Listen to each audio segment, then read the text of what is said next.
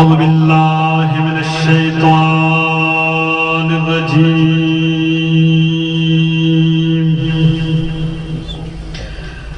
بسم الله الرحمن الرحيم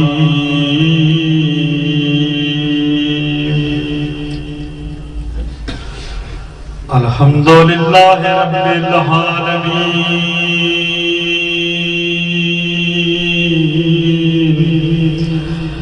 بارئ الخلائق أجمعين مدرك الحارمين مبير الظالمين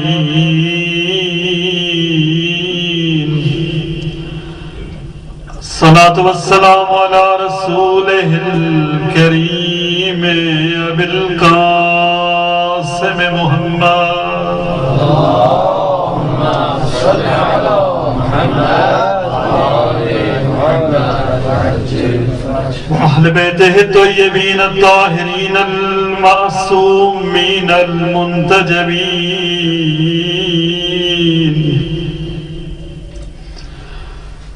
المنتخبين المظلومين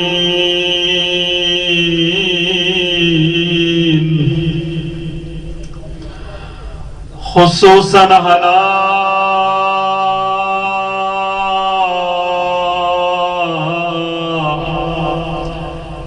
السيدة الجليلة الكريمة الطاهرة المطهرة المخدومة المغصوب حقها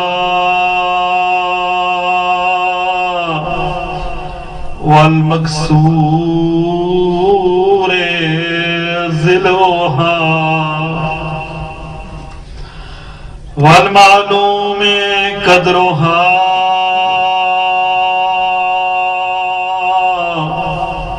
والمجهول قبرها والمظلوم بالها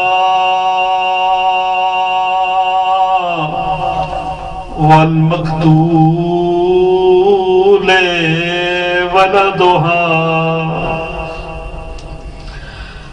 التي قالت بعد شهادة أبيها ماذا على المشتم تربة أحمد الله يشم مدى الزمان غواليا صبت لي مصائب الله والنهار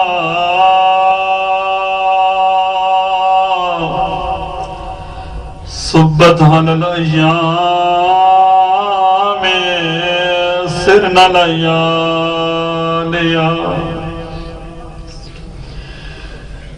تڑے اجڑے ہوئے سوس نہیں سکدے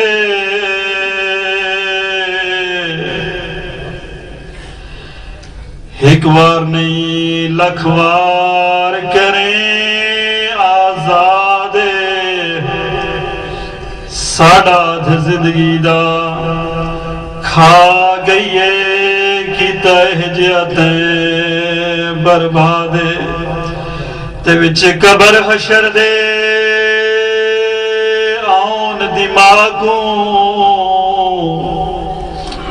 راسی موت بھرا دی یادے تہج اجر رسالت ڈتے راسی رات روندا سجادے رات رون والے قیدی دی تھئی قید دی ختم میں آدے دوہے پیوتے پتر الگ تھی گئے لتھے زیور کن شرفا دے تے سجاد نے ختم رکھو کیتا ہاتھ چمے سان دی ماں دے آکھے وطن تے ون کے کیا کرنے کوئی رہ گیا وسان دے ڈا دے الا لعنت اللہ علی القوم الظالمین اما بعد فقد قال اللہ الحکیم اعوذ باللہ من الشیطان الرجیم قل لا اسألكم علیہ اجرا الا المودۃ فی القربى صلوات بر محمد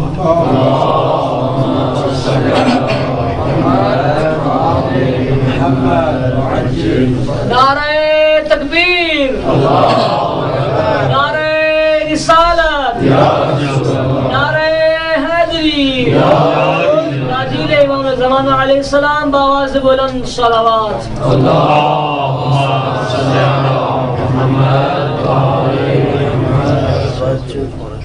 سب سے پہلے تو خون حسینی کے پیغام رساں سید السائدین علیہ السلام کی مظلومانہ شاد کی مناسبت سے اپنے زمانے کے امام کی بارگاہ میں اپنے ولی نعمت حضرت امرضا کی خدمت اقدس میں اور سب خدمت میں تعزیت و تسلیت پیش کرتا ہوں۔ پروردگار انشاءاللہ ہمیں سید السائدین علیہ السلام کے داروں میں شمار فرمائے، دنیا میں ان کی زیارت سے مشرف فرمائے اور ان شفا سے بہرمند فرمائے۔ آغاز مجلس سے تمام مرحومین کے لیے بالخصوص علماء صلحاء شہداء مراج اعظام ذاکرین وائدین شعراء خطبہ جس رس خدمت کی مکتب اہل بیت اجمردر میں نہیں ہیں، بالخص خمینی شہید حسینی اپنے مرحومین کے لیے، کچھ گناہگار مرحومین کے لیے سورہ فاتحہ اخلاص کی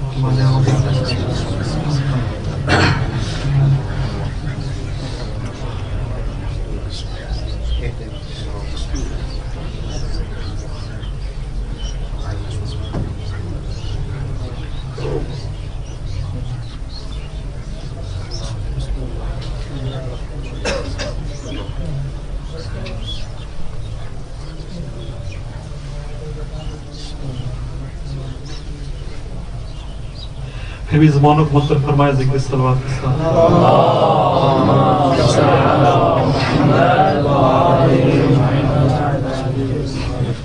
انتہائی قابل احترام علماء کرام میں سب سے دستہ مہنگا چاہتے چند موضوعات مختصر سے وقت محض کرنے کی جسارت کروں گا چونکہ وقت کم ہے، کل چھٹی بھی نہیں اور زہر آپ لوگوں نے بالخصوص جو ہمارے مجھے سے جونیئر علماء ہیں انہیں پڑھنا بھی ہے، زہر مطالعہ بھی فرمانا ہے، تو میں کوشش کروں گا اختصار کے ساتھ چند موضوعات سے آپ کی ضامن ختم کروں۔ دو موضوع میں سوچ کر آیا تھا، دونوں پر جو موضوعات ہیں وہ لے کر رہا بھی تھا، لیکن ایک موضوع تھا خود سید السائدین علیہ السلام خطبات کے حوالے سے جو مورد خطبے دیے کوفہ و شام میں، لیکن پھر سوچا وہ ایک تو لمبا بھی ہو جائے گا تھوڑا موضوع۔ دوسرا یہ کہ محرم کے ایام میں جو چند موضوعات عرضی تھی بالخصوص نویں دسویں کی شب اور اس کے بعد پھر 12 محرم الحرام کے دن جو مجلس ہوئی تھی شام کو، اس میں جو موضوعات اس موضوع پر عرض کی تھی آپ کے سامنے، ان میں سے چند موضوعات اس دن جو سیوم مجلس تھی، کچھ میری جلد بازی اس لیے کہ میں بہت ساری چیزیں لے کر آ گیا تھا کہ وقت اتنا زیادہ نہیں ہوتا ہے تو بہت ساری چیزیں چھوڑنا پڑے گی، تو لہٰذا وہی جو چند ایک باتیں رہ گئی ہیں وہی آپ اس سامنے عرض کر کی آپ کی زحمت تمام انشاءاللہ۔ یہ امید ہے زیادہ وقت نہیں لیجیے، اس وقت پڑھنے بلند آواز سے۔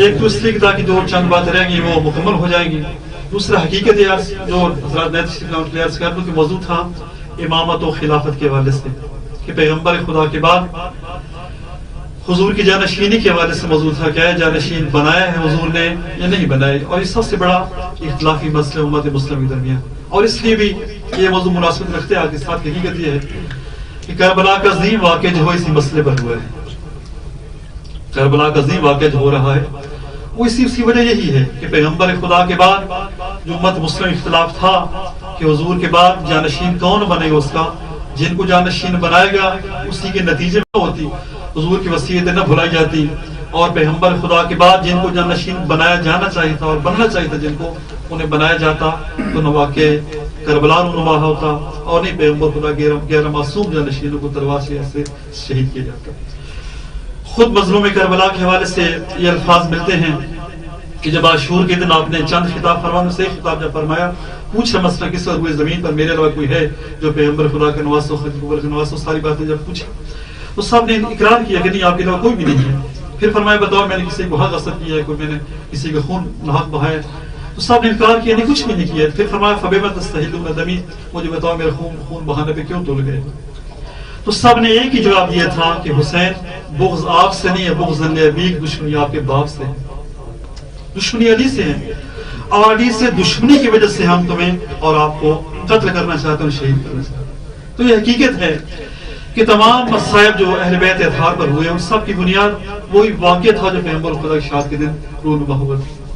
اور ایک بات اس وجہ تاکہ موضوع غیر مربوط نہ رہے، عاشور کے دن روایت میں ہے کہ ایک ملعون نے، غالباً یہ حرملہ ملعونی تھا، اس نے تیر سے شعبہ چلایا تھا مظلوم کربلا کے سینے پر. تیر اتنا کاری تھا چونکہ مسموم بھی تھا یہ تیر، اور پھر تیر سے شعبہ بھی تھا، اتنا سخت تھا یہ تیر کہ مظلوم کربلا سے سامنے سے نہ نکال سکے. اپنا ہاتھ پشت مبارک طرف لے کر گئے، اس تیر کو نکالا اور جملہ فرمایا واللہ قد قتلنی فلان و فلان، بخدا میں آج نہیں مارا جا رہا ہوں، میں تو 60-50 سال پہلے مارا جا کے مستقیم ہوں. کیا جناب ثانی زہرا کے بارے میں ہے، چونکہ آپ کو معلوم ہے کہ جو عاشور کا واقعہ اس وقت ہوا تھا، اکثر یہی لکھا ہے کہ جمعے کے دن واقع ہوا تھا، لیکن جب ثانی زہرا بھائی کی لاش پر آئی ہے تو جملہ فرمایا تھا حسین تو آج قتل نہیں ہوا ہے، تو سوموار کے دن قتل ہوا تھا. سوموار وہ دن تھا جس دن سقیفہ بنی ساعدہ میں ان تمام مظالم کی بنیادیں رکھی گئی تھی. تو حقیقت یہ ہے اگر وہ واقع نہ ہوتا پیغمبر خدا کے بعد خلافت نہ چھینی جاتی اور منصب خلافت اہل حضرات کے پاس رہتا تو نہ واقع کربلا رونما ہوتا، اور نہیں اس کے علاوہ اب تک جو ظلم و ستم ڈھائے جا رہے ہیں بیت پیغمبر کے ماننے والوں پر، یہ ظلم و ستم بھی نہ ڈھائے جاتے. صلوات پڑھنے بلند آواز سے.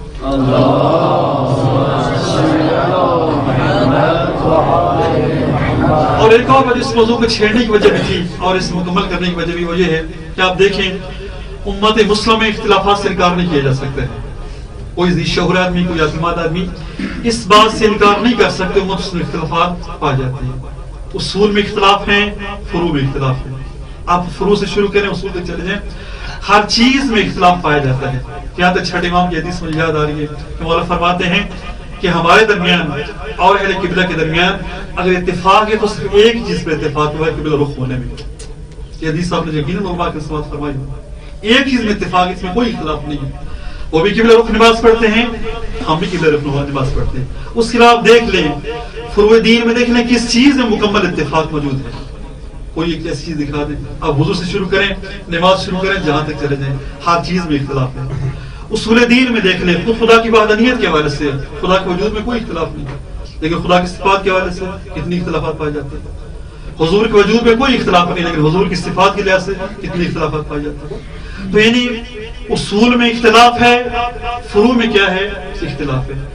تو کوئی عقل مند، کوئی صاحب شعور شخص اس بات سے انکار نہیں کر سکتا ہے کہ اختلافات موجود ہیں.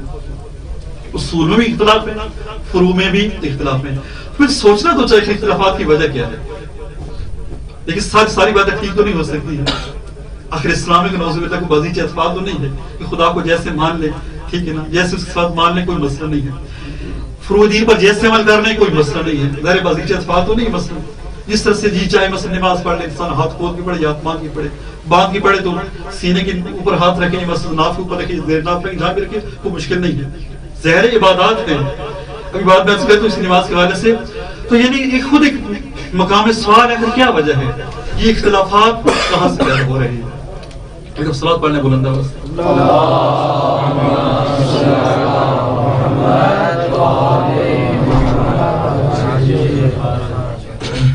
تو حقیقت یہ ہے ان تمام مسائل کا تعلق کس کے ساتھ ہے؟ اسی امامت و خلافت کے مسئلے کے ساتھ. کہ پیغمبر خدا کے بعد حضور کی رحلت و شاد کے بعد کیا ہوا؟ ہم جو کہ اہل بیت کے ماننے والے ہیں، ہم نے کس سے دین لیا؟ مسئلہ دین لینے کا ہے، صرف حکومت کا مسئلہ نہیں ہے، صرف خلافت کا مسئلہ نہیں. حضور پاس کوئی بھی مسئلہ خلافت پر آ جائے، مسئلہ صرف یہ نہیں ہے. یہ سوال اس نے عرض کیا تھا، دوبارہ دہرا دوں. اصل سوال یہاں سے پیدا ہوتا ہے کہ مثلا کوئی شخص مجھ سے اگر سوال کرے، بحیثیت شیعہ کے سوال کرے کہ کیا وجہ ہے آپ خلافت کے مسئلہ کیوں اٹھاتے ہیں، اسے چھیڑتے کیوں ہیں؟ ایک مسئلہ 14 صدیاں پہلے سے مربوط ہے، اسے چھیڑنے کی ضرورت ہی کیا ہے؟ چھوڑ دیں. آپ کہتے ہیں کہ مولا کائنات خلیفہ بننا چاہیے تھا، ہم کہتے ہیں نہیں، حضور نے جانشین بنایا ہی نہیں تھا، امت نے مثلا خود اپنی مرضی سے جس کو انتخاب کیا کر لیا. اس مسئلے کو کیوں چھیڑتے ہیں؟ ختم کرتے اس بحث کو. یہ بات 14 صدیاں پہلے سے مربوط ہے، اس کا موجودہ زندگی سے کوئی تعلق نہیں ہے، اور آپس میں اختلافات پیدا کرنے والی بات ہے. تو اگر کوئی شخص مجھ سے یہ سوال کرے بحثیت شیعہ کی کہ آپ شیعہ کیوں اس مسئلے کو چھیڑتے ہیں، اس لیے اس مسئلے کو جتنا چھیڑیں گے اختلافات اور زیادہ بڑھیں گے، آپس میں نفرتیں اور زیادہ بڑھیں گی، قدورتیں اور بڑھیں گی. پھر یہ لاحاصل بحث ہے، اس کا تعلق 14 صدیاں پہلے کی حقیقت سے ہے. ثابت ہو جائے تو اس کا فائدہ کیا ہے، نہ ثابت ہو پھر بھی کوئی نقصان نہیں ہے. ٹھیک ہے، تو انہیں اگر کوئی شخص مجھ سے سوال کرے میں سے کیا جواب دینا چاہیے؟ اگر واقعی اس طرح کیا صرف دوران تاکہ بعض جو برادران بزرگان تشریف لائیں صرف بات کی وضاحت کے لیے کہ واقعی کیا صرف ایک تاریخی حقیقت اس کا ہماری عملی زندگی سے کوئی تعلق نہیں ہے؟ اگر صرف تاریخی حقیقت ہے، جیسے تشبیہ دی تھی، مثال دی تھی جناب آدم و حوا صلی اللہ علیہ کی نسل چلنے کے حوالے سے، اگر اس جیسا مسئلہ ہے کہ نسل کیسے چلی تھی، اختلاف ہے، مسئلہ بہن بھائیوں کے آپس میں رشتے ہوئے تھے، یہ مسئلہ بورے آئی تھی، پری آئی تھی، جن آئے تھے، جو بھی ہوتا، جو چیز بھی ثابت ہو جائے صرف تاریخی حقیقت ثابت ہو، اس کا ہمارا عملی زندگی سے کوئی تعلق نہیں ہے، آخرت سے کوئی تعلق نہیں. ایسا ہے ایسا نہیں؟ کیا واقعی خلافت کا مسئلہ ایسا مسئلہ ہے اگر ثابت ہو بھی جائے فرض کر لو، اس کا تعلق ہماری نہ عملی زندگی سے ہے نہ آخرت کی زندگی سے ہے، صرف تاریخ کی حقیقت ثابت ہو جائے گی تو بس ہماری بات سچ ہو جائے گی، نہیں ہوگی تو ان کی بات سچ ہو جائے گی. تو کیا صرف تاریخی حقیقت سے اس کا تعلق، اس کا عملی زندگی سے کوئی تعلق نہیں؟ اگر واقعی ایسی بات ہو، چند اور مثالیں بھی دی تھی، وقت نہیں لینا چاہتا آپ کو بیان کر کے، اگر واقعی صرف تاریخی حقیقت ہے جس کا تعلق ہماری عملی زندگی سے کوئی نہیں ہے نہ آخرت کی زندگی سے، اسے چھیڑنا بھی نہیں چاہیے. واقعی چھیڑ کے اپنا وقت ضائع کریں گے، اپنے اختلافات اور بڑھائیں گے، نفرتیں اور بڑھیں گی، خلیجیں اور زیادہ گہری ہوں گی، کیا چھیڑنا نہیں چاہیے. لیکن اگر ہم ثابت کریں اس کا تعلق ہماری دنیا کی زندگی کے ساتھ بھی ہے، آخرت کی زندگی کے ساتھ، اس مسئلے کا تعلق اصولی دین کے ساتھ بھی ہے، فروع دین کے ساتھ بھی ہے، اور پھر آخرت کے ساتھ اس تعلق ہے، پھر اس مسئلے کو چھیڑنا بھی چاہیے، حل بھی کرنا چاہیے. تو یہ سب سوال تھا. اس سوال کے ذہن میں عرض کیا تھا کہ 3 بنیادی سوال پیدا ہوتے ہیں. ایک وہ سوال یہی تھا جو عرض کیا. دوسرا سوال یہ ہے کہ کیا واقعی ممکن ہے کہ پیغمبر خدا جانشین بنائے بغیر دنیا سے چلے گئے ہوں؟ قرآن کیا کہتا ہے، روایات کیا کہتی ہے، حضور کی عملی سیرت کیا کہتی ہے، اور پھر خود عقل کیا کہتی ہے؟ عقل اس بات کو ماننے کے لیے تیار ہے کہ حضور نے جانشین نہ بنایا ہو، اور بالفرض حضور نے جانشین نبی بنایا ہو تو عقل کیا کہتی ہے کس کو جانشین رسول بننا چاہیے؟ جب بس ہزاروں کے ساتھ اصحاب موجود ہیں تو دیکھنا چاہیے کس کے اندر صلاحیت ہے، کس میں وہ صفات پائی جاتی ہیں کہ اسے جانشین رسول بننا چاہیے، اور کس میں صفات نہیں پائی جاتی ہیں. یہ بات، اس سوال کا جواب بھی کسی حد تک عرض کر دیا تھا، آیات اس نے عرض کی تھی، روایت چاندے کا عرض کی تھی، آخری لحاظ سے عرض کیا تھا. تو خود یہ کہتی ہے کہ اسے جانشین رسول بننا چاہیے جو ہر لحاظ سے رسول خدا کی صفات کا آئینہ تھا. اور تمام شیعہ سنی سب اس بات پر متفق ہیں کہ جتنی اعلیٰ صفات مولا کائنات کے اندر پائی جاتی ہے کسی اور کے اندر نہیں پائی جاتی تھی. شجاعت کے لحاظ سے، فساد کے لحاظ سے، بلاغت کے لحاظ سے، علم قضاوت کے لحاظ سے، عمل کے لحاظ سے، کردار کے لحاظ سے، جس پہ بھی دیکھیں ہو بہو پیغمبر خدا جیسی تصویر نظر آتی ہے جس میں مولا کائنات کا کوئی نظر نہیں آتا. تو عقل یہی کہتی ہے کہ علی کو جانشین بننا چاہیے، کسی اور کو بنانا نہیں چاہیے. خطرہ درس کی عرض کیا، روایات موجود ہیں، آیات موجود ہیں اس حوالے سے کہ جانشین رسول حضور نے بنایا ہے، نہ بلکہ ہمارا قیدت سے بالاتر ہے کہ حضور بھی، کوئی نبی بھی اپنا جانشین بنا نہیں سکتا ہے، صرف دکھا سکتا ہے، بتا سکتا ہے. بنانا خدا کام ہے. تو لہذا یہ بات یہاں تک ہے. صرف ایک بات، تیسرا سوال جو پیدا ہوتا ہے وہ یہ ہے کہ کہیں یہ بات عبادت کے خلاف تو نہیں ہے؟ یہ جو مسئلہ ہے خلافت کے مسئلہ اگر ہم اس کو چھیڑتے ہیں اس سے کہ عبادت پر آنچ تو نہیں آتی، اختلافات مزید گہرے تو نہیں ہوتے. آج کے اختلافات گہرے نہیں ہوتے بلکہ اختلافات حل کرنے کا یہ ایک ذریعہ ہے.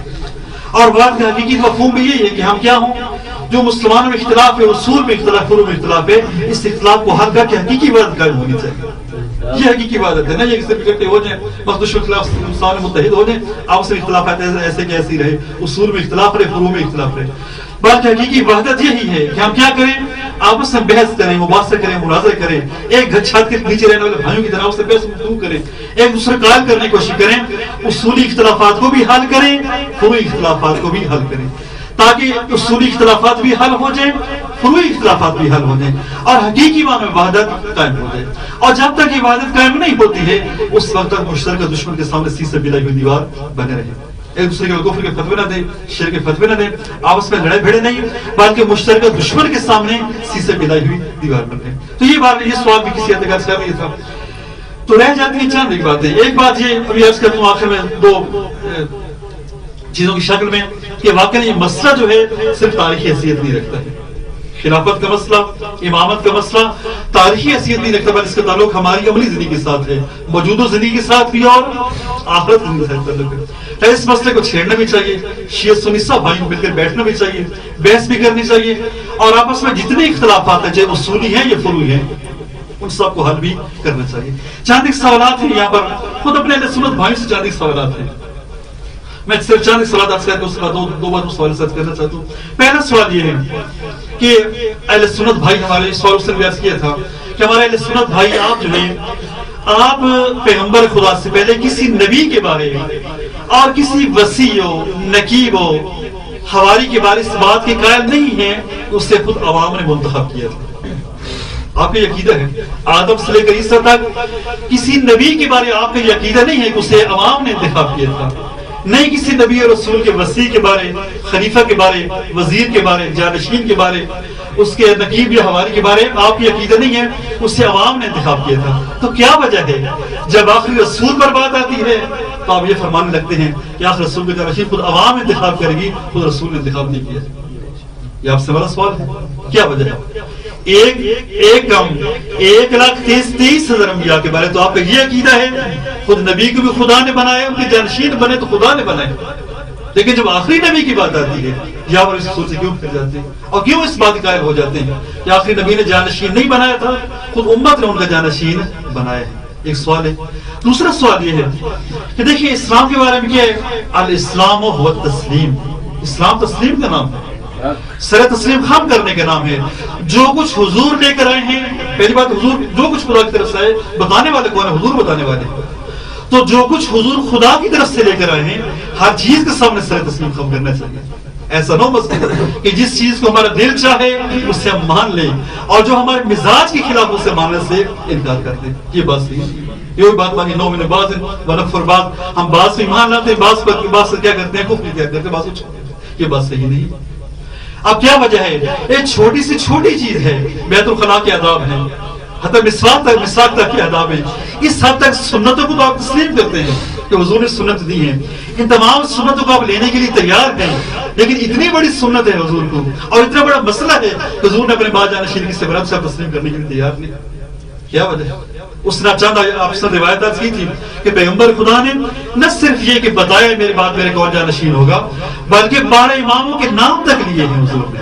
اہل سنت کی اپنی کتاب صحیح سے کی تھی کہ 12 اماموں کو حضور نے نام لیے ہیں، ان کی شاد کی کیفیت بتائی ہے اور ان کے بارے بغیر نام لینے کے بعد فرمایا ہے کہ خدا شخص پر رحم فرمائے جو ان کی ولایت اپنے سینوں میں رکھے ان کی اتباع کرے، اور ہلاکت اس شخص کے لیے جو ان کا بغض اپنے سینوں رکھنے کی مخالفت کرے۔ تو جب نام تک لیے گئے آپ کی کتابوں میں پھر کیا وجہ ہے؟ آپ باقی تمام سنتوں کو تسلیم کرتے ہیں لیکن جب بات ان کی جانشینی کی جاتی ہے اسے تسلیم کرنے سے آپ انکار کر دیتے ہیں۔ اور تیسرا سوال یہ ہے، یہ حضور کی حدیث ہے ستفتر ایک امت ہی، اس سے پہلے حدیث کا حصہ یہ ہے کہ موسیٰ کی امت 71 فرقوں میں تقسیم ہوئی تھی، ایک صرف صاحب نجات تھا، باقی سارے ہلاک ہونے والے تھے۔ عیسیٰ کی امت 72 فرقوں میں تقسیم ہوئی، ایک نجات پانے والے، باقی سارے گمراہی کے شکار ہونے والے۔ اور میری امت 73 فرقوں میں تقسیم ہوگی، صرف ایک نجات پانے والے، باقی سارے گمراہی کے شکار ہوں گے، جہنم میں جانے والے ہوں گے۔ خود عقل یہاں پر کیا کہتی ہے کہ کیا انسان کو تحقیق نہیں کرنی چاہیے، سوچنا نہیں چاہیے؟ آخر اتنا بڑا خطرہ ہے، حضور اس کے بارے میں آگاہ کر کے جا رہے ہیں، خطرہ سے 2-4 سالوں کا نہیں ہے۔ جو شخص بھی اس فرقے ناجیہ میں شامل نہیں ہوگا آخرت کا دردناک عذاب اور ہمیشہ رہنے والا عذاب اس کا مقدر بنے گا۔ اتنا بڑا خطرہ حضور، خطرے سے حضور خبردار کر کے جا رہے ہیں۔ کیا عقل کیا کہتی ہے؟ اس خطرے سے خبردار نہیں ہونا چاہیے، کوئی تحقیق نہیں کرنی چاہیے۔ وہ کون سا فرقہ ہے جس کے بارے حضور فرما کر گئے وہ فرقہ ناجیہ ہے، اس کا امام کون ہو، اس کا پیشوا کون سا سربراہ کون ہو؟ ہم یہاں سب آپ تشریف فرمائیں، اگر ہمیں کوئی یہاں سے کہہ دے کہ باہر مجھ سے گلی میں شیر کھڑا ہوئے تو ہماری عقل کیا کہتی ہے کہ جانے سے پہلے چند افراد سے پوچھ لیں شیر واقعی کھڑا یا نہیں کھڑا ہے، پڑ جائے تو جان بچ جائے۔ تو عقل اس حد تک عقل کہتی ہے کہ معمولی سے خطرہ معمولی سی خبر کو شخص دینے والا ہو سکتا ہے جھوٹی بھی خبر دے رہا، یہ بھی تو ہو سکتا ہے. لیکن عقل یہ کہتی ہے اگر ایک شخص بھی خبر دے رہا ہے تو جائے تحقیق کرے پہلے راستے میں شیر کھڑا ہے یا نہیں کھڑا ہے، ایسے نہ چلے جائے، یا کوئی اسلم بندوق بردار شخص کھڑا ہو یا نہیں کھڑا ہوا ہے، اسلم جاؤ ہمیں مار دے گا. تو کیا وجہ ہے؟ اتنا بڑا خطرہ، اتنے بڑے خطرے سے حضور خبردار کر کے جا رہے ہیں. ایک فرقہ جنت میں جائے گا، باقی سارے جہنم میں جائیں گے. تو خود ہماری عقل کیا کہتی ہے؟ اس فرقے کی تلاش نہیں کرنی چاہیے، جستجو کرنی چاہیے جو فرقہ بھی ثابت ہو جائے آپ کے لیے حق پرست اسی فرقے کو بے شمار ضروری ہمارے فرقے کی طرف ہے. یہ تیسرا سوال. اور چوتھا سوال یہ ہے کہ آپ کا یہ عقیدہ ہے، کیونکہ اہل سنت کے آج کے دو نظریے پائے جاتے ہیں. ایک حضور نے جانشین بنایا نہیں تھا، دوسرے کے بنایا تھے کہ کسی اور کو انتخاب کر دیا. دونوں کے جواب یہ تھے. اب وہ جو اکثریت یہ کہتی حضور نے جانشین نہیں بنایا تھا، تمہارا آپ سے یہ سوال ہے، آپ کا یہ عقیدہ ہے حضور نے جانشین نہیں بنایا تھا، بس حضور کی سنت کیا ہے کہ جانشین نہ بنایا جائے. ہمارا آپ سے یہ سوال ہے، حضور کی سنت یہ ہے جانشین نہ بنایا جائے. تو آپ سے سوال ہے پہلا خلیفہ سنت رسول کی مخالفت کیوں کر رہا ہے؟ سنت رسول یہ ہے جانشین نہ بنایا جائے، تو پہلا خلیفہ سنت رسول کی مخالفت کر کے کیوں جا رہا ہے؟ تو جو شخص سنت رسول کی مخالفت کر رہا ہے اس کے بعد خدا فیصلہ کر لے وہ بہرحال اس سے کیا مقام مرتبہ ہونا چاہیے. اور دوسرا سوال یہ ہے، اگر آپ کا یہ نظریہ ہے کہ خلیفہ بنانا سنت رسول ہے، تیسری بات تو نہیں ہو سکتی. اگر سنت رسول خلیفہ نہ بنانا سنت رسول ہے تو پہلا خلیفہ مخالفت کر سنت رسول کی، اور اگر خلیفہ بنانا سنت رسول ہے تو دوسرا خلیفہ مخالفت کر کے جا رہا ہے. اسے دوسرا خلیفہ بنا کے نہیں جا رہے اپنے وقت، جانشین بنا کے نہیں جا رہے، بلکہ شیرپوری کمیٹی بنا کر اس کے حوالے کر کے جائے آپ اس کو چاہے اپنے جانشین بناتے ہیں. تو یہ نہیں، اگر خلیفہ بنانا سنت رسول ہے نہیں ہے، سنت رسول نہیں ہے تو پہلا خلیفہ مخالفت کر رہا ہے، اور اگر خلیفہ بنانا سنت رسول ہے تو دوسرا مخالفت کر کے جا رہا ہے. اور پانچواں سوال یہ ہے، آپ کہتے ہیں کہ حضور نے جانشین نہیں بنایا تھا، بس سنت رسول کیا ہے کہ جانشین نہ بنایا جائے. بس کس نے بنایا ہے جانشین رسول؟ امت نے بنایا ہے. آپ کا یہ عقیدہ ہے کہ رسول نے جانشین نہیں بنایا، بس کس نے بنایا ہے؟ امت نے بنایا. پہلی بات ہے کہ ساری امت اکٹھی نہیں تھی، صرف چند افراد نے وہ بنایا تھا. اگرچہ آپ یہ دعویٰ کرتے ہیں کہ اجماع ہوا تھا کس پر؟ پہلے خلیفے کی خلافت پر، حالانکہ ایسی بات نہیں ہے. ابن حزم اپنی کتاب محلہ میں لکھتے ہیں کہ وہ اجماع کیسا اجماع تھا. ولعنۃ اللہ علی کل اجماع یخرج منہ علی بن ابی طالب ومن بحضرتہ من الصحابہ، کہ خدا کی لعنت اس اجماع پر جس اجماع میں نہ علی شامل ہو نہ علی کی صحبت میں رہنے والے صحابہ شامل ہو. اس کہنے والا بہت بڑا عالم دین اہل سنت کا، خود اہل سنت عالم دین یہ کہہ رہا ہے. اس اجماع کیسا اجماع ہے جس میں نہ علی شامل ہے نہ علی کے ساتھ رہنے والے صحابہ شامل ہیں، نہ سلمان شامل ہے، نہ مقداد شامل ہے، ابو ذر شامل ہے، حتی زبیر جیسے صاحب شامل نہیں ہیں جن کو آپ یہ عشرہ مبشرہ میں شامل کرتے ہیں. تو پہلی بات یہ ہے کہ اجماع نہ تھا، ساری امت اکٹھی نہیں ہوئی تھی. لیکن دوسری بات یہ ہے، آپ یہ کہتے ہیں امت نے جانشین رسول بنایا تھا، ہم کیا کہتے ہیں؟ خود رسول نے بنایا تھا. تو دیکھیے بات یا آپ کی سچی ہے یا ہماری سچی ہے، دونوں میں سے ایک بات سچی، دونوں سچی نہیں ہو سکتی. اگر آپ کی بات سچی ہو کہ امت نے بنایا تھا ہمیں کوئی نقصان نہیں ہے، اس لیے ہم نے امت کے بنائے ہوئے کی مخالفت کی ہے، رسول کے بنائے ہوئے کی مخالفت نہیں کی. اس لیے کہ قرآن کریم میں کہیں پر بھی نہ امت کی اطاعت کا حکم ہے نہ امت کی مخالفت پر عذاب کا وعدہ کیا گیا، چونکہ امت نے بنائے ہیں. ہم نے امت کے بنائے ہوئے کی مخالفت کی ہے. اور اب کوئی آیت ایک آیت بھی ایسی نہیں دکھا سکتے اس میں یہ کہا گیا ہو کہ امت کی اطاعت واجب ہے اور امت کی معصیت کی صورت میں آخر میں دردناک عذاب انسان کے انتظار میں. لیکن فرض میں بات ہماری سچی ہو، دونوں بات ایک بات ہو سکتی ہے. اگر آپ کی بات سچی ہو کل ہمیں کوئی نقصان نہیں ہے، ہم خدا کی بارگاہ میں کہہ دیں پروردگار ہم نے امت کے بنائے ہوئے کی مخالفت کی ہے اور تو نے کہیں پر یہ نہیں فرمایا تھا امت کی اطاعت واجب ہے اور امت کی مخالفت حرام ہے. لیکن اگر بات ہماری سچی ہو، یہ بھی تو ہو سکتا ہے نا، اگر بات ہماری سچی ہو کہ رسول خدا جانشین بنا کر گئے تھے تو کل خدا کی بارگاہ میں آپ کیا جواب دیں گے؟ اس لیے کہ آپ نے رسول خدا کے بنائے ہوئے کی مخالفت کی ہے. وہ رسول کی قرآن کریم میں کتنی زیادہ ایسی آیات ہیں جو رسول خدا کی اطاعت کا حکم دے رہی ہیں اور رسول خدا کی نافرمانی کی صورت میں عذاب کا وعدہ سنا رہی ہیں. یہ سوچ لیں اس سے پہلے کہ مسئلہ بہت آ جائے اور قیامت کے دن ہم حاضر ہوں، یہ سوچ لیں اگر آپ کی بات سچی ہو ہمیں کوئی نقصان نہیں. لیکن اگر ہماری بات سچی ہو تو آپ کی بات خدا کی بارگاہ میں کیا جواب دیں گے؟ سوال پڑھنے بلند آواز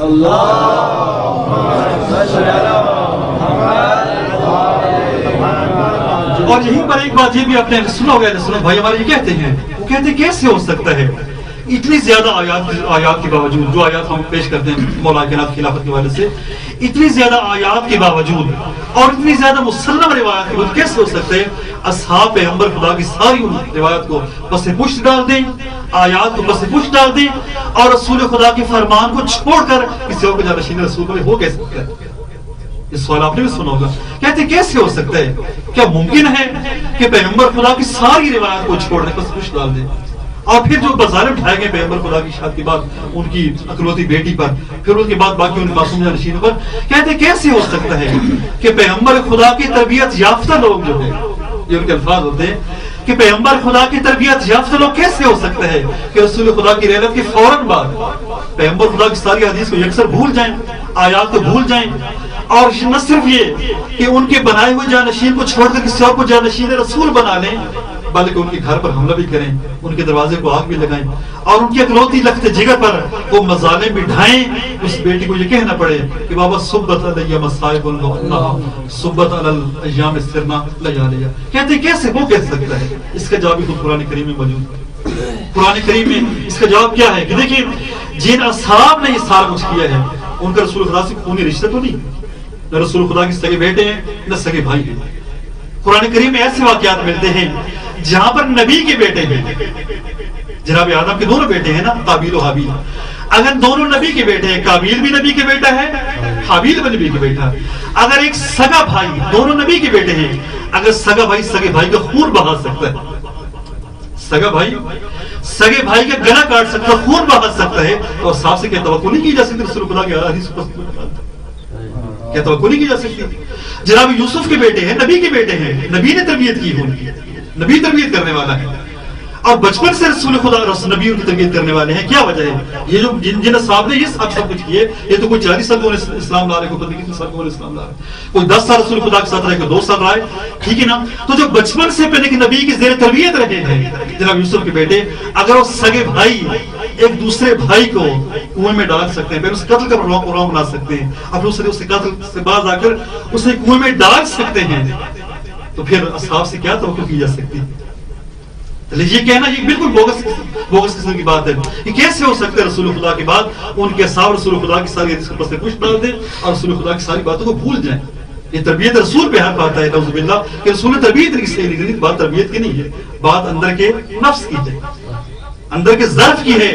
بعض ظرف ایسے ہوتے ہیں جن کی تربیت ہو ہی نہیں سکتی، چاہے نبی کے کیوں نہ بیٹا ہو، قابیل بھی نبی کے بیٹا، حابیل بھی نبی کے بیٹا ہے، قابیل قاتل ہے، حابیل مقتول ہے، سارے جناب یوسف علیہ السلام کے سارے بیٹے ہیں، لیکن سب بیٹے مل کر کس کو قتل کر رہے ہیں؟ ایک بیٹو قتل کرنے کی طرف ہے، ایک بیٹا درمیان میں مثلا جو سگا بھائی ہو آ رہے ہیں۔ تو یہ چند سوالات رہے گی، آخری بات آپ سے جلدی آپ کے سامنے وقت آپ کے سامنے تمام کہ آخر کیا وجہ ہے؟ یہ تو بات ہے کہ کیا واقعا اس مسئلے کے تعلق صرف تاریخی حقیقت کے ساتھ ہے تو واقعا نہیں چھیڑنا چاہیے، لیکن اس مسئلے کے تعلق صرف تاریخی حقیقت سے نہیں ہے بلکہ اس تعلق اصول کے ساتھ بھی ہے، فروع کے ساتھ بھی ہے، پھر اسے واقعی میں چھیڑنے میں چاہیے، حل بھی کرنا چاہیے، اور سنت بھائی کو بھی ٹھنڈے دماغ سے سوچنا چاہیے اس بات پر واقعی، اس لیے کہ بات صرف دنیا کی بات نہیں ہے، بات آخرت تک کی بات ہے، ہمیشہ رہنے والی دنیا کی بات ہے۔ خدا نخواستہ انسان اگر اس مسئلے کو حل کیے بغیر دنیا سے چلا جائے اور پھر آخر میں خدا نخواستہ انسان جہنم کہیں تک مان جائے تو وہاں پر ایک مدر کی بات نہیں ہے، ابد العابدین تک وہاں پر رہنا ہے، تو ایسے مسئلے کو دنیا میں حل کر کے جانا چاہیے۔ صلوات پڑھنے کو بلند آواز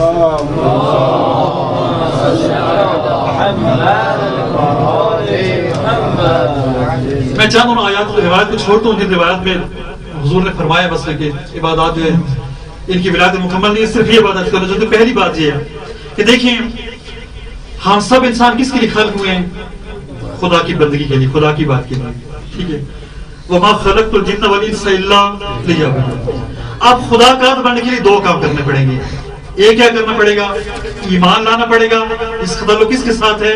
دل کے ساتھ ہے، فکر کے ساتھ ہے، سول کے ساتھ ہے، دماغ سے، جسے ہم اصول دین کہتے ہیں۔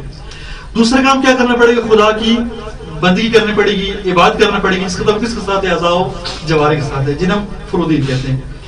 تو دو کام کرنا پڑیں گے مومن بننے کے لیے حقیقی معنوں میں اور عبد خدا بننے کے لیے. ایک اصول دین پہ ایمان لانا پڑے گا جس کا تعلق دل کے ساتھ ہے, عقیدے کے ساتھ ہے. دوسرا کس پر عمل کرنا پڑے گا؟ فروع دین پر عمل کرنا پڑے گا. نماز روز باقی سارے اس پر عمل کرنا پڑے گا. آپ دیکھیں آج کی اختلاف سب چیزوں میں اختلاف ہے. اصول میں اختلاف ہے, فروع میں اختلاف ہے. اختلاف کی وجہ کیا چیز بن رہی ہے؟ آج کی یہ چیز بن رہی ہے کہ پیغمبر خدا کے بعد دین کس سے لینا ہے. اہل سنت کیا کہتے ہیں؟ دین کس سے لینا ہے؟ اصحاب سے لینا ہے. ہم کیا کہتے ہیں؟ دین کس سے لینا ہے؟ دریا اہل بیت سے لینا ہے. تو اختلاف کی وجہ یہ بن رہی ہے. اور یہی وجہ ہے جن لوگوں نے اہل بیت سے دین لیا ہے, ٹھیک ہے نا, ان کی توحید کے صفات بھی اور طرح کے بیان کرتے ہیں جو وہ دوسرے بیان نہیں کرتے ہیں. نماز وغیرہ کے فروض کے حوالے سے بھی وہ اور طرح کے مسائل بیان کرتے ہیں جو دوسرے بیان نہیں کرتے ہیں. اور جن لوگوں نے دین پیغمبر خدا کے بعد اصحاب سے لیا ہے ان کے بارے میں آپ دیکھ لیں کہ ہر چیز میں اختلاف ہے. توحید میں اختلاف ہے, نبوت میں اختلاف ہے, صفات کے حوالے سے اس سے باقی سب چیزوں میں کیا ہے؟ اختلاف ہے. تو یہاں بات ارض کرنا چاہتا ہوں کہ پہلی چیز کیا ہے؟ خود اصول دین. اصول میں اختلاف ہے یا نہیں ہے؟ اس میں کوئی شک نہیں اختلاف ہے. اصول میں بنیادی ترین چیز کون سی ہے؟ وہ توحید ہے. جب توحید میں اختلاف ہے, آپ خدا کی صفات جس طرح کی مانتے ہیں اس طرح کی ہم نہیں مانتے. اختلاف کس وجہ سے ہے؟ اسی مسئلے کی وجہ سے, امامت خلافت کی مسئلے کی وجہ سے. اس کا تعلق کس کے ساتھ ہے؟ اسی بات کے ساتھ ہے کہ پیغمبر خدا کے بعد دین کس سے لینا ہے. آپ کہتے ہیں اصحاب سے لینا ہے, وہ اصحاب جو بعد میں خلیفہ بنے. ہم کہتے ہیں کس سے دین لینا ہے؟ دریا اہل بیت سے لینا ہے. تو دیکھیے بنیادی ترین چیز کون سی ہے؟ وہ توحید ہے. اس لیے باقی ساری عمارت کس پر کھڑی ہوئی ہے؟ توحید پر کھڑی ہوئی ہے. حتی نبوت وغیرہ باقی جتنے اصول ہیں ان سب کس پر استوار ہیں؟ توحید پر استوار ہیں. اعمال کی بنیاد عمارت کس پر کھڑی ہوئی ہے؟ توحید پر کھڑی, اصول دین پر کھڑی ہوئی ہے. اور اصول میں سب سے بنیادی اصل کون سی ہے؟ وہ توحید کی اصل ہے. خود جب توحید میں ہی اختلاف ہے, آپ جس طرح کی توحید مانتے ہیں اس طرح کی ہم نہیں مانتے. جو صفات آپ خدا کے بارے میں مانتے ہیں, خدا کی رویت نکال ہے, خدا کی جسم نکال ہے, ہم اس چیز کی قائل نہیں ہیں. قرآن کریم کی آیات بعض کو آپ دلیل کے طور پر لیتے ہیں, بعض کو ہم دلیل کے طور پر لیتے ہیں. پھر مسئلہ کیسے حل ہوگا؟ مسئلے کو حل کرنا چاہیے نا. دونوں باتیں سچی تو نہیں ہو سکتی ہیں. ہم کہتے ہیں خدا قابل رویت نہیں, آپ کہتے قابل, دونوں باتیں سچی نہیں ہو سکتی ہیں. ہم کہتے ہیں خدا جسم نہیں, آپ جسمانیت, دونوں باتیں سچی نہیں ہو سکتی ہیں. تو حل کیسے ہوگی باتیں؟ یہ باتیں کہاں پر حل ہوگی؟ وقت امامت و خلافت میں حل ہوگی. تو یہاں سے پتہ چلتا ہے کہ اس مسئلے کی اہمیت کتنی ہے, کتنی اس کی اہمیت ہے. لہٰذا آپ دیکھیے اس مسئلے کو حل کرنے کے لیے پہلے اس مسئلے کو حل کرنا پڑے گا. کس حل کرنا پڑے گا؟ کہ رسول خدا کے بعد دین کس سے لینا ہے. اگر دین اصحاب سے لینا ہے, آپ اصحاب سے دین لے رہے ہیں. ہم کس سے دین لے رہے ہیں؟ دریا اہل بیت سے لے رہے ہیں. اہل بیت کے ماننے والے اس طرح کی صفات بیان کرتے ہیں, آپ جو اصحاب کے ماننے صفات اس طرح بیان کرتے ہیں. لیکن دونوں باتیں سچی نہیں ہو سکتی ہیں. بس حق بات کی تلاش کے لیے کرنا پڑے گا, پہلے اس بنیادی مسئلے کو حل کرنا پڑے گا. بس اس مسئلے کے تعلق صرف تاریخی حقیقت سے نہیں ہے, بس مسئلے کا تعلق کس کے ساتھ ہے؟ ہمارے اصول کے ساتھ اس کا تعلق ہے, ہماری توحید کے ساتھ اس کا تعلق ہے. اگر یہ مسئلہ حل ہوگا تو توحید کا مسئلہ حل ہوگا. اگر یہ مسئلہ حل نہیں ہوگا تو توحید کا مسئلہ حل نہیں ہوگا. جب توحید کا مسئلہ حل نہیں ہوگا تو باقی ساری عمارت توحید کے اوپر کھڑی ہوگی. وہ عمارت کیسے کھڑی ہوگی؟ اور توحید اتنی اہمیت رکھتی ہے کہ 10 امام کی حدیث سے جلدی سے عرض کر دوں. انہوں نے کیا فرمایا تھا؟ کلمۃ لا الہ الا اللہ حسنی فمن دخل حسنی من عذابی بشروطها وانا من شروطها. توحید کو اس وقت تک فائدہ نہیں پہنچا سکتی ہے جب تک کہ ولایت انسان کے پاس نہ ہو. یہ حدیث اہل سنت کیا موجود ہے. حضور نے فرمایا یا علی من انکر امامتک فقد انکر نبوت. یا علی جس نے تیری امامت کا انکار کیا یوں سمجھو اس نے میری نبوت کا انکار کر دیا. اس میں امامت کا مسئلہ یہ صرف تاریخی حقیقت نہیں ہے بلکہ اس کا تعلق اصول کے ساتھ بھی ہے, فروع کے ساتھ بھی ہے. ایک یہ بات یہاں تک. اس کے بعد دوسری بات آ جائیں آباب کا. تو بس اگر یہ مسئلہ حل نہ ہو, خود اصول حل نہیں ہوتے ہیں, اصول میں اختلاف باقی رہتا ہے. بس اصول کا اختلاف کب حل ہوگا؟ جب یہ مسئلہ حل ہوگا. ذرا فروع کی طرف آ جائیں. فروع میں سب سے بنیادی فرض جس کے اہل سنت یہ سب قائل ہیں, وہ کون سی فرض ہے؟ نماز کی فرض ہے. نماز عمود الدین ہے, معراج مومن ہے, جس پر یہ حدیث موجود ہے ان قوبلت ما سواہا وردت ما سواہا. تو جس نماز کی اتنی بڑی اہمیت ہے کہ معراج مومن ہے, عمود دین ہے, دین کا ستون ہے, جس نماز کی اتنی بڑی اہمیت ہے, اگر وہ قبول ہو جائے تو باقی اعمال بھی قبول ہو گیا. اگر وہ ٹھکرا دی گئی تو کوئی عمل بھی قابل قبول نہیں گا. اس کی نماز میں اختلاف ہے یا نہیں ہے؟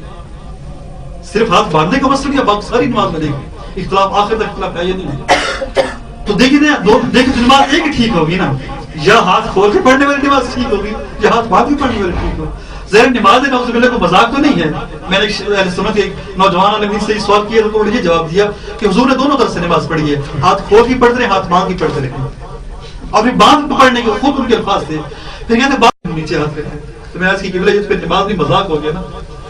جو چیز عمود الدین ہے, معراج المومن ہے, کہ تمام اعمال قبولی کی دارمدار جس کی قبولیت پر منحصر ہے, نعوذ باللہ وہ اتنی بڑی عبادت جو ہے وہ نعوذ باللہ مذاق بن چکی ہے کہ حضور کبھی ہاتھ باندھ کے پڑھ رہے ہیں, کبھی کھول کے پڑھ رہے ہیں, کبھی سینے پر ہاتھ رہے, کبھی ناف سے, کبھی ناف نیچے آتے. تو دیکھیں یہ اختلاف کہاں سے پیدا ہو رہا ہے؟ اختلاف یہی سے پیدا ہو رہا ہے کہ حضور کے بعد دین کس سے لینا ہے, دریا صاحب سے لینا ہے, دریا اہل بیت سے لینا ہے. تو بس جب تک یہ مسئلہ حل نہیں ہوگا اس وقت تک نماز کا مسئلہ حل نہیں ہوگا. اس طرح باقی سارے روزہ ہے, حج, زکات ہے, تمام مسائل اس وقت تک حل نہیں ہو سکتے ہیں جب تک کون سا مسئلہ حل نہ ہو, امامت و خلافت کا مسئلہ حل نہ ہو. کیوں؟ اس لیے کہ یہ مسئلہ صرف تاریخی حقیقت نہیں ہے, بلکہ تعلق اس کے ساتھ ہماری عملی زندگی سے, ہمارے اصول فروغ سے اس کا تعلق ہے. تو ظاہر دونوں نماز ایک نماز صحیح ہو سکتی ہے نا, دونوں صحیح نہیں ہو سکتی ہے, یہ ہاتھ کھول کے پڑھنے والی, یہ ہاتھ باندھ کے پڑھنے والی, اس طرح باقی روزے باقی ساری باتوں کے حوالے سے. اور پھر آخر مختار کے باقی ساری باتوں چھوڑتے ہوئے ایک بات یہ ہے, یہ دنیا میں پس دنیا میں اصول کے ساتھ بھی تعلق ہے اس مسئلے کا, فروع کے ساتھ بھی اس مسئلے کا تعلق ہے. اور پھر جب تک اصول صحیح نہیں ہوں گے, جب تک فروع صحیح نہیں ہوں گے, آخرت کیسے انسان کی بن جائے؟ دنیا مزرعۃ الاخرہ, دنیا آخرت کی کھیتی ہے. جو کچھ یہاں پر کاشت کریں گے وہی آخرت میں اٹھائیں گے, فصل اٹھائیں گے. اور قرآن کا اصول صحیح نہیں ہے, اصول میں بگاڑ ہے, فروع نہیں صحیح نہیں ہے, فروع میں بگاڑ ہے, تو پھر اس کے بعد آخرت اسی دنیا کے اعمال پر منحصر ہے. خدا نہ خاصا اصول صحیح نہیں ہے, فروع صحیح نہیں ہے, تو ظاہر جنت جہنم اس دنیا کے اعمال پر منحصر ہے. کل آخرت میں جنت ملے گی, کس کو جنت ملے گی؟ جس کے اصول صحیح ہو, جس کے فروع صحیح ہوں گے. خدا نہ خاصا اگر اصول صحیح نہیں ہے, فروع صحیح نہیں ہے, اس کا مطلب یہ ہے کہ نہ میری آخرت سنورے گی, دنیا تو بات جیسے تیسے گزرے گی, نہیں میری قبر کے بعد کی دنیا سنورے گی. تو جو مسئلہ اتنا حساس مسئلہ ہے, جس کا تعلق ہمارے اصول کے ساتھ بھی ہے, ہمارے فروع کے ساتھ بھی ہے, اس مسئلے کو مرنے سے پہلے حل کر کے جانا چاہیے. کوئی ضد والی بات نہیں عرض کیا دوستوں, آپ ہمارے ساتھ گفتگو کریں, ہم آپ سے گفتگو کریں, آپ ہمیں قائل کر لیں, ہم آپ کی طرف چلے جائیں. لیکن اگر ہم آپ کو قائل نہیں کر آپ کو ہماری طرف آ جانا چاہیے. آپ آؤ یا دین پر رہنے سے کوئی فائدہ نہیں, تحقیق کریں. لیکن آج کیا تھا 14 صدیوں سے پڑھو حقیقت الغبار, یہ سب جلدی نہیں ہٹ سکتا ہے. لیکن وہاں علماء کو چاہیے جو واقعی ان کے ایسے علماء ہم ایسے اس طرح کے ہیں جو باتیں کر بھی رہے ہیں اس طرح کی, کہ واقعی حقیقت سے پردے اٹھانے چاہیے جو پردے پڑے ہوئے ہیں, اور اس سے پہلے کہ ملک الموت آ جائے اور ہمیں لے کر آخر کی طرف چلا جائے, اور اس کے بعد توبہ کے دروازے بند ہو جائیں, تحقیق کے دروازے بند ہو جائیں, اصول و فروع کے تحقیق کے دروازے بند ہو جائیں, اس سے پہلے بیدار ہو جائے, اپنے اصول کی بھی اصلاح کر لیں, اپنے فروع کی بھی اصلاح کر لیں. اور آج کے اس مسئلے کا تعلق چونکہ ان دونوں چیزوں کے ساتھ ہے, لہٰذا ان دونوں مسئلوں کو حل کر کے جانا چاہیے.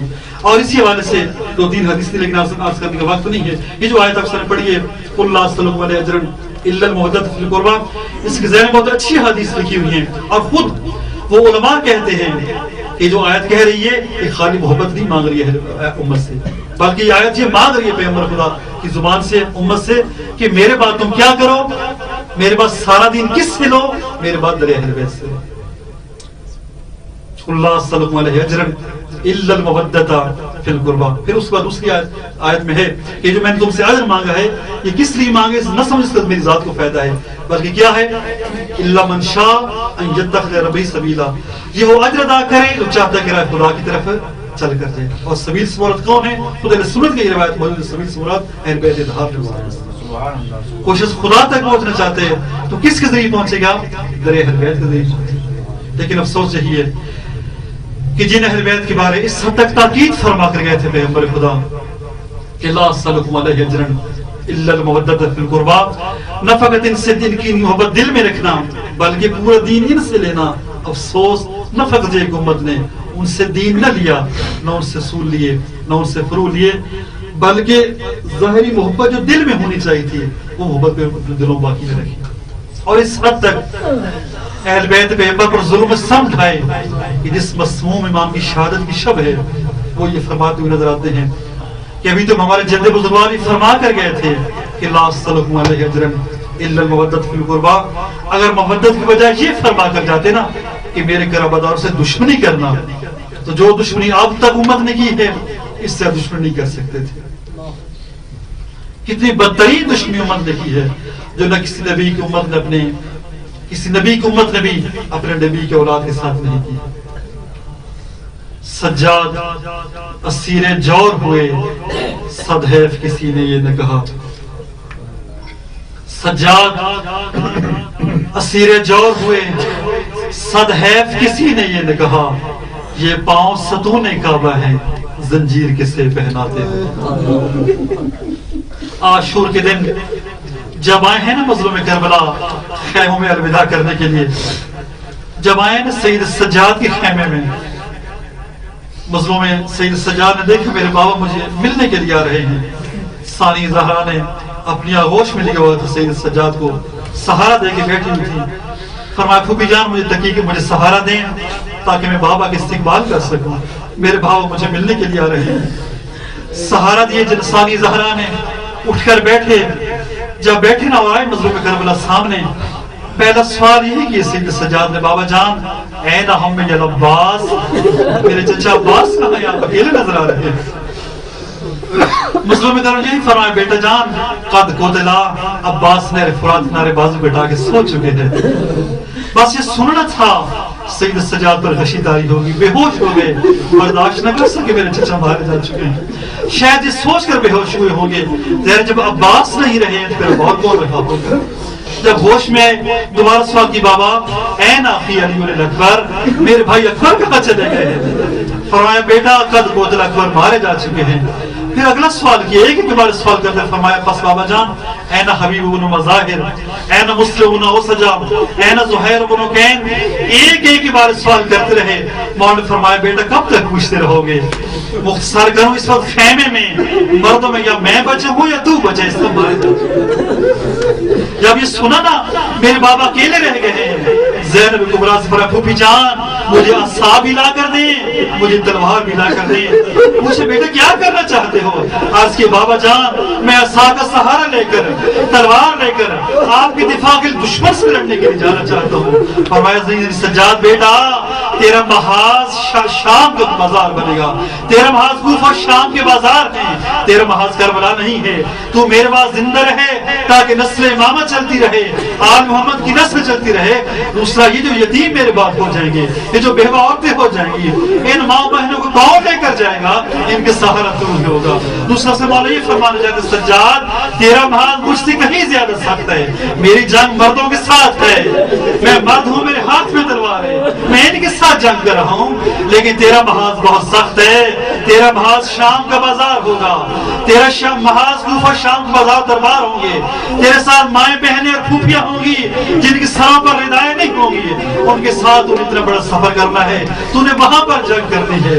اگر وہ وقت آ گیا مظلوم کربلا کی شہادت کے بعد سید سجاد اور وقت آ گیا، ایک ایسا وقت آیا، ایک ایسی مصیبت سید سجاد کے سامنے آئی کہ امام کی زبان سے میں ساختہ نکل گیا یا لیتنی لم تلدنی امی، اے کاش میری ماں نے مجھے جنم نہ دیا ہوتا اور یہ عظیم مصیبت میں اپنی آنکھوں سے نہ دیکھتا.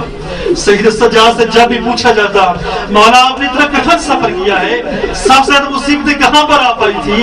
امام ایک ہی جواب دیتے الشام الشام الشام، مجھ پر سب سے زیادہ مصیبتیں شام کے سفر میں آئی ہیں. ایک صحابی سے پوچھا مولا شام میں کون سی ایسی مصیبتیں آپ پر آئی تھی جن یاد جا کر ہمیشہ روتے رہتے ہیں؟ یا نے فرمایا تھا میرے صحابی شام میں چند مصیبتیں ایسی ہمارے اوپر آئی تھی جو اور کسی سفر میں کہیں پر نہیں آئی تھی. ہمیں پہلی مصیبت ہمارے اوپر یہ تھی کہ جب شام میں ہمیں بازار میں داخل کیا گیا نا، ہر طرف دف بجائے جا رہے تھے، تبل بجائے جا رہے تھے، لوگ تماشبین موجود تھے، دف اور تبل بجانے کے ساتھ ساتھ تالیاں بجا رہے تھے، ایک دوسرے مبارکبادیں دے رہے تھے. ہمیں نیزہ برداروں نے گھیرا ہوا تھا اور اس انداز میں ہمیں بازار میں لے کر گئے تھے، نیزوں کی انیاں ہمیں چپوتے تھے اور اس تکلیف کے ساتھ ہمیں بازار میں لے کر چلے گئے تھے. پر دوسری مصیبت ہمارے اوپر آئی کہ ہمارے سر تھے نا مرشید کے سر، انہیں نو کی سنا پر سوار کیا ہوا تھا، سروں کو ہمارے محملوں کے سامنے لے کر آئے جاتے تھے. میرے چچا عباس کا سر میری پھوپھی ام کلثوم کے سامنے تھا، میرے بابا کا سر میری پھوپھی زینب کبریٰ کے سامنے تھا، سروں کو سامنے لے کر آتے تھے اور پھر ملعون سروں کے ساتھ کھیلتے تھے، سر نو کی نیزے سے زمین پر آ جاتے تھے اور گھوڑوں کو سمو تلے کچلے جاتے تھے۔ فرمایا تیسری مصیبت ہمارے اوپر یہ آئی کہ ہمیں بردہ فروشوں کے بازار میں لے کر گئے، ہمیں بیچنا چاہتے تھے لیکن خدا نے ہمیں توفیق نہ دی کہ ہمیں بیچ سکے۔ فرمایا چوتھی مصیبت ہمارے اوپر یہ آئی کہ ہمیں ایسا زندان دیا گیا جس زندان کی چھت نہ تھی، سردیوں میں ہم سردی لگتی تھی، گرمیوں میں گرمی لگتی تھی۔